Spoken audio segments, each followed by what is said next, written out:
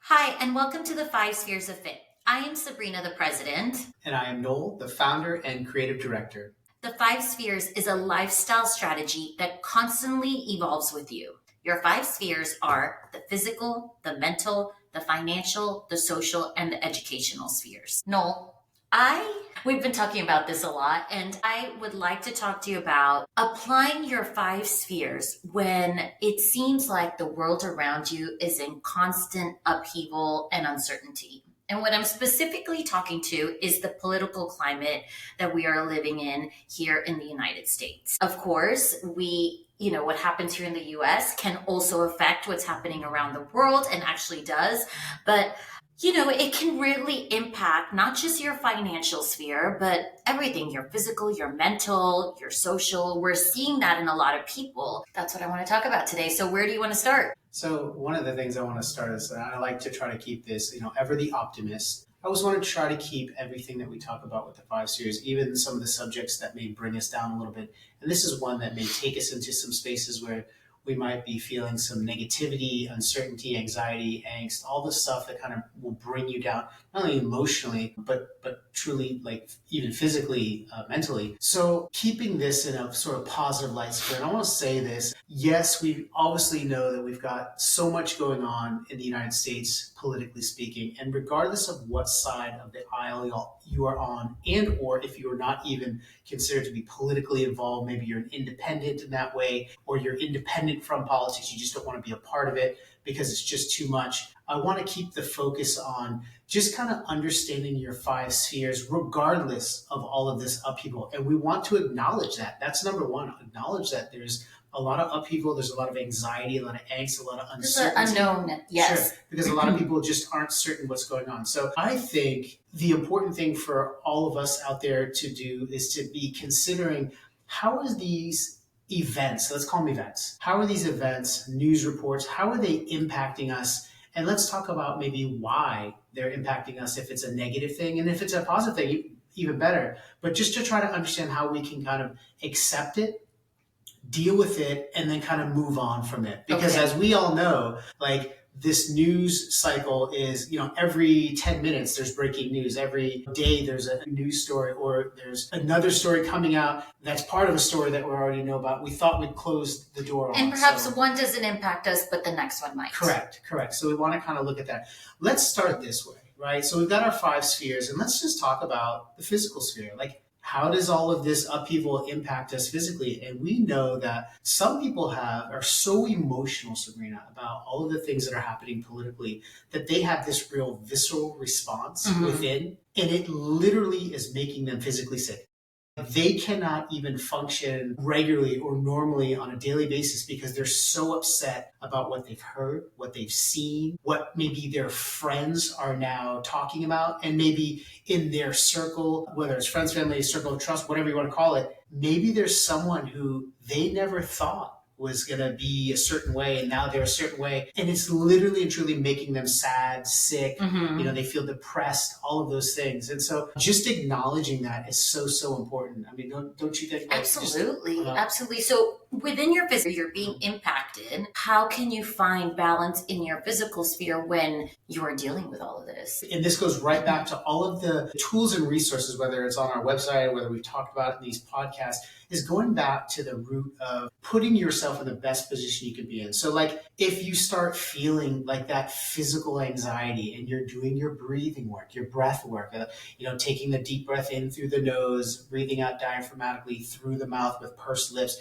things like that. Working out, getting out into maybe what you call a safe space where you go for walks. If you feel, Sabrina, like maybe the people around you just aren't supportive and they're looking at you like, well, you shouldn't feel that way, right? They're not acknowledging your feelings. Go for a walk, do something singularly.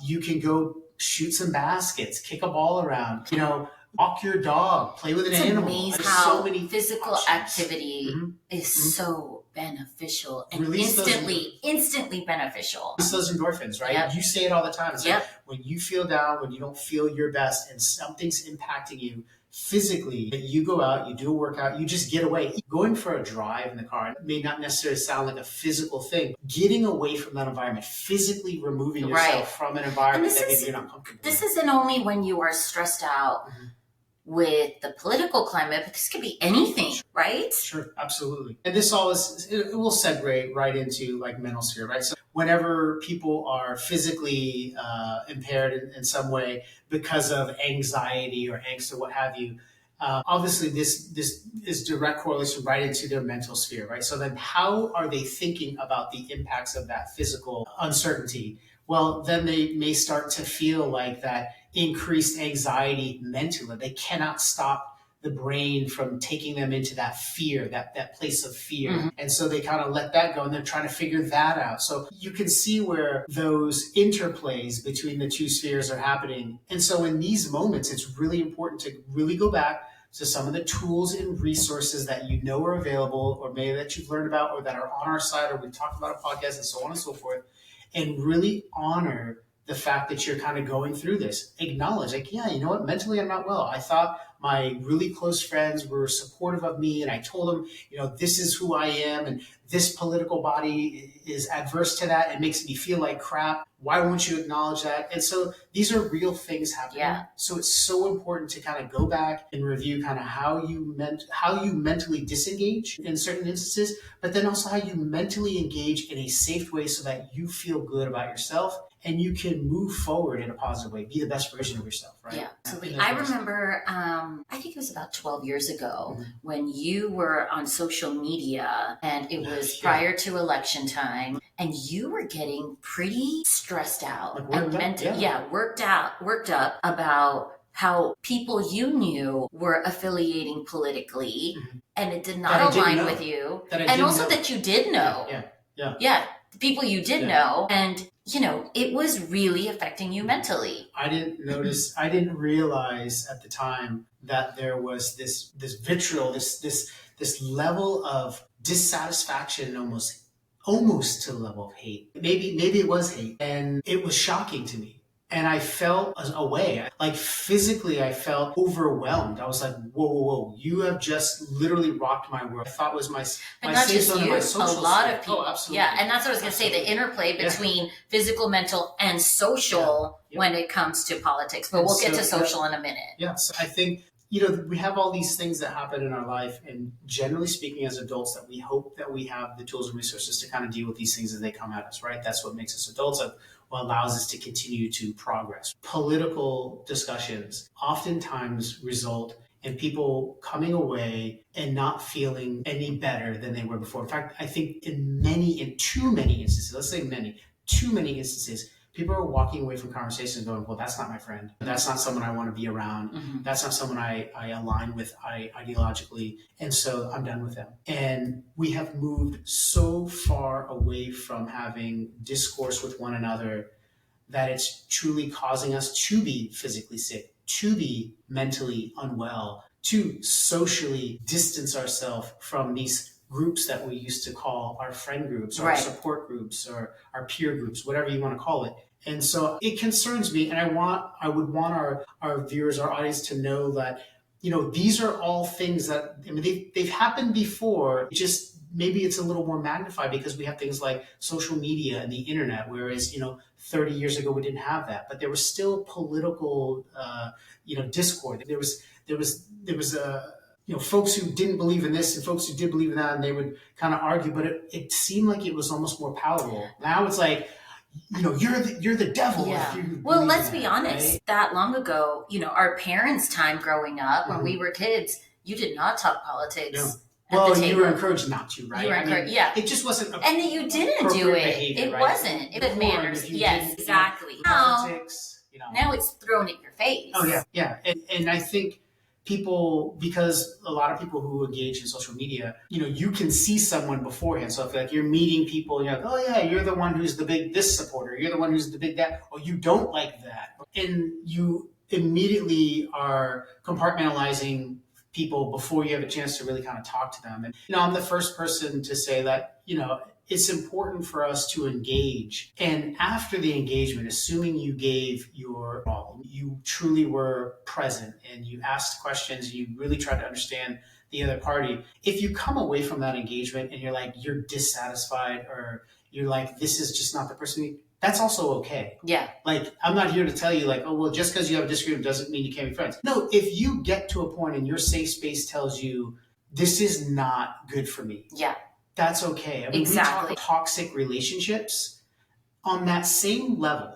You might find that in your social sphere, if we're moving into that paradigm, that maybe this is uncomfortable. Yeah. And you know better. You're like, no, I'm okay. I have lots of friends over here and over here and over here. I don't need to be dealing with this. And it's okay to kind of let things go or let people go. You know this, but I had a friend in middle school, through high school. We lost touch, and then we reconnected as adults, our little group, and we would travel together every other year. We're traveling the country together, and then 2 elections ago, I noticed we weren't Instagram friends anymore. I was like, oh, that's weird. So I requested her again. I thought it was a little glitch, and when I went back to check, she had, declined my friend invitation. Sure. So then I text her, and which is odd because you're not outspoken per se. Yeah, well, she said, I guess I posted something on my Instagram stories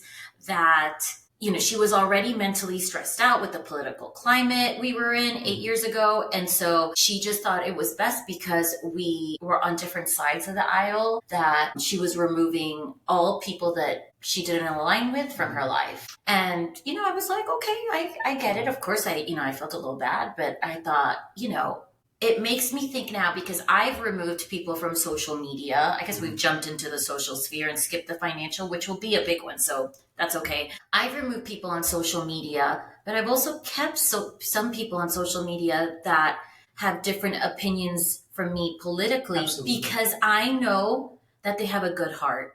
I just feel like, what is it? I have family members, right? But I feel they can maybe teach you how their thought process. I don't think so. I don't see it that way. Okay. I see it as, maybe I see it as, you just don't get it. Yeah. You just don't get it. And that's, but I know you have a good heart and you love me. Yeah. Right? And that if you are a good person. Sure. But I just feel like you don't get what I get. And I think does that make sense? It does. And you're also, and you have to recognize too, and I think on some level you do for sure, that you're a highly educated, you're an attorney, you're highly educated, you spent time in the inner workings of Washington, D.C., you have had access to and an understanding of the nature of national politics in a manner that 99% of the population does not have and never will have. And that reality for you, just automatically puts you at a different level. Now, I know this is another thing that we talk about, and this goes right into our educational sphere, right?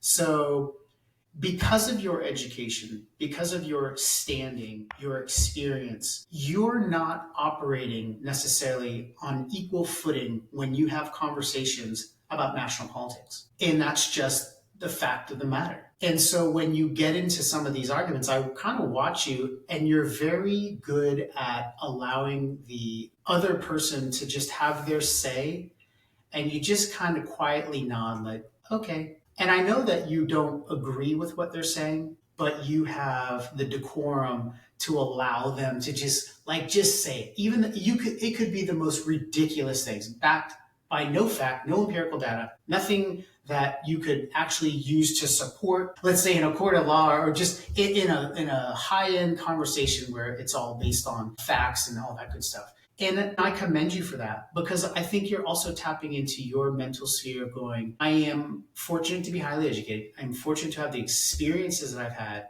but that doesn't make me feel like I need to put someone down or obviously just immediately correct them and show them the way, because mentally for you, you may have a relationship with them and you'd rather avoid the conflict that comes with that. Is that fair? So that is fair. And, it's so easy to hide behind social media if I'm seeing it in that aspect, right? Yeah. So another very good friend since high school, right? I mean, very good friend. We have a difference of opinion politically, and this person has been posting a lot on their stories. And I have I will always fact check. And maybe that's why a lot of times when I'm face to face with someone, sometimes it's not worth the fight. And sometimes I may not know enough because I'm not going to argue opinion. I'm going to argue the facts. And I will fact check her story post. Wrong, wrong, wrong. False, false, false. And I'm tempted to reach out to that person. Do I educate them on what is factual and correct? Is that even my job? You should go and you should be fact checking what you see online, whether it's social media, whether it's Google, anywhere, whether it was sent to you on WhatsApp. You know, you have to fact check. There's so much information out there. We don't know what's true or not. And that begs a much greater question, which is, are we in this space now because of the lack of intellectual curiosity? You know, growing up, I can say this. My parents never expected me to go and learn a particular discipline or, you know, go and be a doctor or go and do this or go. You know, my dad, oddly enough, kind of saw education as in the sort of classical viewpoint, like go learn everything that you possibly can, and then you'll find your way. And to my point, I think when we talk with people now and we listen and we share stories and all that, I don't see the level of intellectual curiosity that I remember seeing as a child. And it could be, I was very fortunate. My parents had very unique friends and had put us in positions to meet unique people. Give us an example of a unique friend so that... you know, political leaders of the time, you know, folks who ran Washington, D.C. in the 70s and 80s. Yeah, that's where we're coming high from. High finance in New York, people like that. And I recognize that that's a very different viewpoint that I got. But to my point, and I think this is an open door for anybody. This is not something that absolutely is based on demographics. Your willingness to learn about the world, your curiosity about the world is really something that is within you. Like if you choose to be myopic and I'm not worried about them over here because I just do this, well, the danger in that is kind of what we're seeing today. And if you're not open to, at least at minimum, bare minimum, open to understanding different viewpoints, then where are you going? Because you could not speak intelligently about an issue if you don't know the other side. And we know this from law school. You are required to understand and present information in briefs that the opposing party will discuss and talk about the merits of that. And in life and in discussions, shouldn't we know what the counter arguments are? I always feel like, and I feel, and I hate saying this, and the reason I hate saying this is because, like you, as an attorney, like sometimes I feel a little handcuffed because if I'm talking to someone who may not have had the privilege of, travel, education, continued learning, growth mindset, all of the things that I espouse, I don't feel it's fair to engage in a conversation with that individual about something that they seemingly feel very emotional about. Because where's that going to go for me? I'm going to look like a jerk. You're Mr. Know-it-all. You're this, that, and the other. Could it be my delivery? Sure, I've been guilty of that. Yeah. But I think... But it's also the facts. That's what we're talking about, the facts. Yeah. You know, there's also individuals... Everyone has to kind of tippy-toe around, regardless of... we're all walking on eggshells right now, right? Yeah, with each other. And this goes to this time that we're in. Like, how do we deal with that?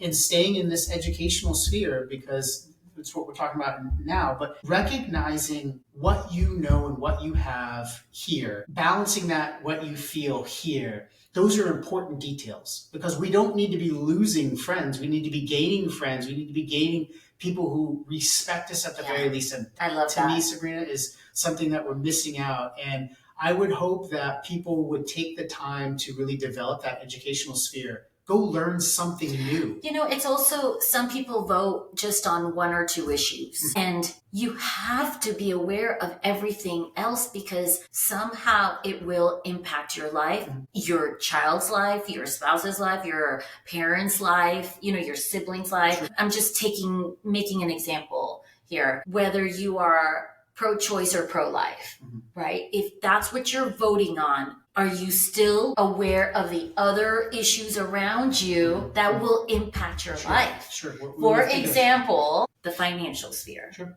A lot of people voted in this last election based on the social issues, unaware of financial consequences, Right. right? I'm sure What- people know the exactly one where big- we the one- fall politically. the one big beautiful bill, the vast majority, statistically speaking, who voted for that will find that it does not directly improve their financial situation. Now, one could argue a policy that has it's been around since the 80s, the trickle down policy, which depending on who you speak to, it could be considered fallacy. If you look at the growth of wealth at the top versus the middle and the bottom, it's so significantly out of whack that I don't even think math could have predicted any of this. And most folks will look at that and say, well, it's okay because this group of people that we don't like over here, we get to keep them out. We get to deny them. Are you talking about the lower income? Well, people? Anybody, Okay. any group that you don't want to be a part of your vision of it. And to this point, I would say on both sides, not just one side, both sides, there is considerable loss of vision for the collective. And as a result of that, it adds to this upheaval. It adds to this anxiety. If you told someone you were of a political affiliation, they will immediately cast aspersions if they're from the other side. Mm-hmm. That's just either how side, it is. correct. And if they have some sense of political decorum, they'll be like, well, you just don't know any better. Yeah. Right? And we're getting to an age, I'm about to be 50, where I feel like I can step into my father's shoes, and at sometimes maybe I will be a little condescending because I'm older and I'm wiser and I've lived a little, and I want to show off a little bit of that knowledge, not for the sake of showing it off, but to let someone know that you're wrong. Right? But that doesn't necessarily get us anywhere. It might be impressive to some, it might be absolutely boring to others, but the reality is this is kind of where we are. And I'm confused. I'm a little lost at times trying to figure out, do I say something because I have the obligation as someone who is well-read and intelligent, had the fortune of lots of schooling? Do I do something? I don't know. So, going back to these 5 spheres, Sabrina, we see all of these impacts occurring, right? We touched on each and every one. Well, we didn't finish the financial sphere. Right. Yeah. And we still have to go through social. But in fact, we've touched on each one, and we'll address the last 2 spheres there. But understanding that there's such an interplay between all of these spheres. Yeah, absolutely. And your foundations for success in managing this upheaval, all of this anxiety, the uncertainty of now, and what maybe the immediate future and even longer future looks like for you. It's really putting yourself in a position to look into each one of your spheres and see, well, how am I doing? What's going on for me? And then kind of make your decisions as to how you'll move through all of this upheaval based on how it's impacting you in your 5 spheres. Yeah. So it's almost like a platform. It's a foundation for you in which to launch through and kind of move through these doors of upheaval, change, and uncertainty. Okay, Sabrina, let's go back and take a look at that financial sphere again. Yeah. You and I have a tax business, and it really hit me this past tax season. We're in June now, so January through April, when we had clients come in. Some were extremely stressed out, not knowing the future of their finances. We had senior citizens calling and asking, am I going to lose my Social Security benefits? We had clients saying grocery prices are too expensive. Then on the flip side, we had people saying like, well, I hear I'm getting a stimulus check. Do you know when that's coming? A lot of information being thrown. And disinformation. And it just gets people like, ooh, am I getting a stimulus check? Can I spend money now? Will I be able to, use it to pay bills? We haven't heard of a stimulus check. So it's just a lot of, things being said. And being on the forefront of that, Sabrina and I being in the tax business, both actually being at the desk, with our staff and whatnot, we're seeing so many different viewpoints, political viewpoints, demographic, cultural, all of these things kind of coming to a head. So we're trying to make sense of this all at the same time that we're trying to make sense of this for our clients, because we're being paid to do that. We're being paid to give them, and now it felt like, I'll say this, and maybe you'll share the same sentiment. Didn't it feel like we had to offer up some sort of opinion on all of these things. Yeah, Like we couldn't just be like, you don't oh want yeah, to because you may that's not right, agree eggs with are it. expensive. Yeah. That's not what they want. Tell me, Noel, why are eggs so expensive? Yeah. Is this a legitimate thing? The beauty in that, Sabrina, and this is what I really loved about tax season 2025, is that we got to be a voice of reason and calm for Yeah, a that's true. multitude of people. You know, we have 6 offices, 6 different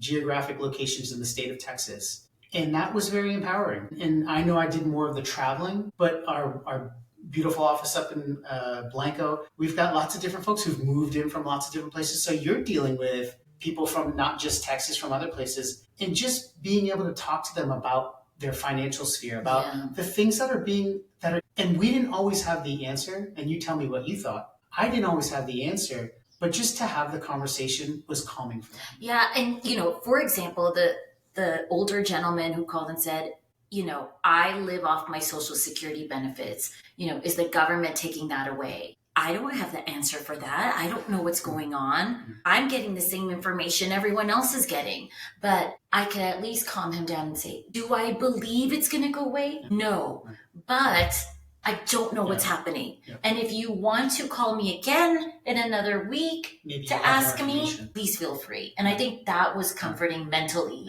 for a lot of clients. And then there's that client that I told you said, we're getting stimulus checks, right? And she said, well, one of my friends just got hers. And I was like, girl, educational sphere, look it up. No one has gotten stimulus checks again. And those are difficult moments, I think, for us because, you go from maybe 10 clients in a row, just sitting there, turning everything over and just listening to you. And then you get one client who's steadfast about, well, you don't know. And it's like, well, tell me what it is that I don't know. Because I usually do that. And I'm not trying to do that in a condescending way. But you're here paying me good money. And part of that is you trust my knowledge, my background, training, I'm literally handling your taxes right now. So I think I would have some knowledge. Right, exactly. Beyond general knowledge about the subject. And that's to say that we work really, really hard to be in the know. Because there's nothing more, I think, paralyzing as a professional to be in a situation, and let's say we're talking about financial sphere, someone asks you a question germane to their situation and you have no basis of knowledge. Like that's not good. Yeah. And so I know we take a lot of pride in that. And I would encourage, people watching this and thinking about 5 spheres in their financial sphere, have some semblance, have some basis of knowledge in everything that you're doing, all 5 spheres of your life. We obviously provide tools and resources for you to review and get to better know yourself through your 5 spheres. But dive a little deeper. And that comes politically as well, because if you are stressed about your finances when it comes to the political state of our country, dig into your educational sphere, do the research, and then go back to your financial sphere and see where can I get the tools to help me just in case this happens, just in case this happens, just in case tariffs do affect, my budgeting for the year. These are things you have to be aware of. And of course, the interplay between all 5, if, there is some legislation or bill passed that affects me financially, it is going to affect me mentally and physically. Sure. This is why what Noel and I are doing is taking a topic and seeing how you review your 5 spheres, holistic approach to life, within each of those topics. To deal and digest all of this upheaval, uncertainty. Right. There's no, I can't think in my time of a platform that I've ever used that has allowed me to organize all of this stuff and be able to put it in a digestible way for me to just kind of accept it, or just I've dealt with it, maybe not fully, but I'm able to put it away as the 5 spheres. And I mean that sincerely. And obviously, you might say, well, you're pretty biased, Noel. It's your program, it's your platform. But there's a reason people tell you, how do you do all this? How do you seem like you have it all together? Right. Well, because you're constantly reviewing your 5 spheres. If you feel, mentally down, That's where you look at it. Oh my gosh, I have an imbalance in my mental sphere. What is it being caused by? Is it my physical sphere? No, it's right now, it's the state of our country. Okay, so what am I going to do to fix that? Right? I mean, this is what the 5 spheres is. It's you are constantly reviewing them.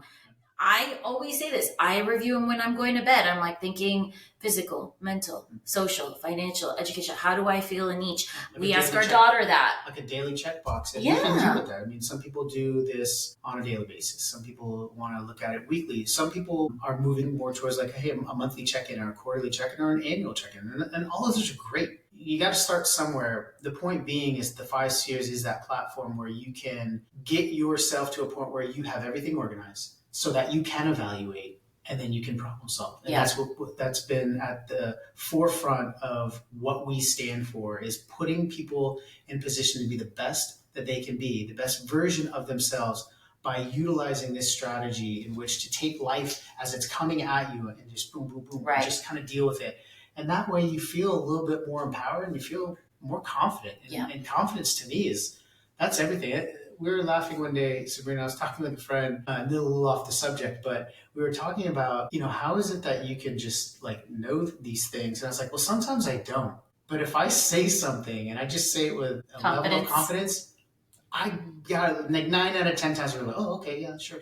Yeah. I say, oh, the Eiffel Tower. That's what we tell Naima. The Eiffel Tower, that's in London, right? That absolutely is in London. So in fact, it's down by, and people will, and they'll, if they don't know. But that's what's happening here in this country politically too. That was my point. Yes. That was my point. If you don't know any better, you are more likely to fall in line with someone who is out there, snake oil salesman, call it what you want, and believe it because you don't know. And when you don't know something, you're looking to someone that you can trust. And now this happens in all political parties. It happens in all different facets of life, where you just start following people, but maybe you don't know, but maybe they look like you, or they sound like you, or they talk like you, or whatever the things that you find most secure for you. The sad part of that is that shouldn't be that test. It should be because you have some semblance of knowledge. Right.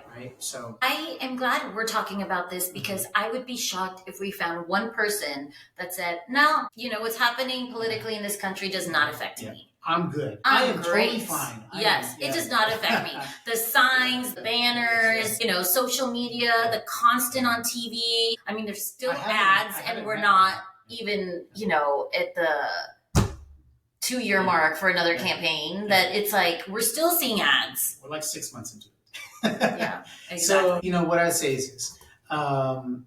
You're 100% right. There are plenty of people, however, who are dealing with this in a really positive way. Like, they are not allowing this to evoke a visceral response. They're able to digest the news or not even watch it. I've gotten to a point where I don't really watch the news all that much.